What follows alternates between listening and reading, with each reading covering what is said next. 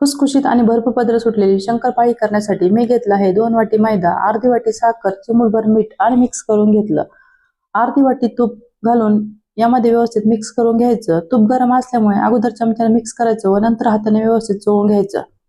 या पद्धतीने मूठ आली म्हणजे आपलं तुपाचं प्रमाण परफेक्ट झालं. आता यामध्ये घातली आहे मी बारीक केलेली विलायची आणि मिक्स करून घेतली.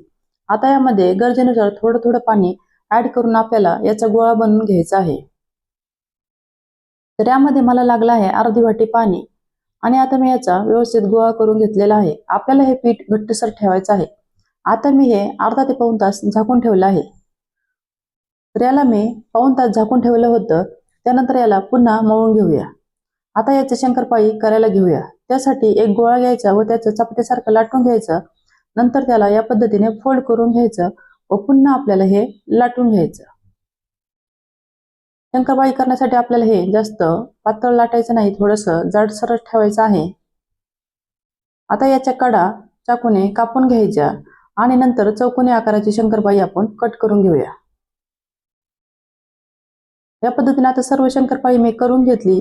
आता शंकरपाळी तळण्यासाठी गॅसवरती तेल गरम करायला ठेवलं. तेल गरम झाल्यानंतर गॅसची फ्लेम कमी करून शंकरपाळी यामध्ये तळायला घेऊया. तर ही शंकरपाळी आपल्याला कमी गॅसवरती तळायची आहे. आता आपली ही शंकरपाळी तयार झालेली आहे. तुम्हाला जर ही रेसिपी आवडली तर लाईक करा, शेअर करा आणि सबस्क्राईब करा. थँक्यू.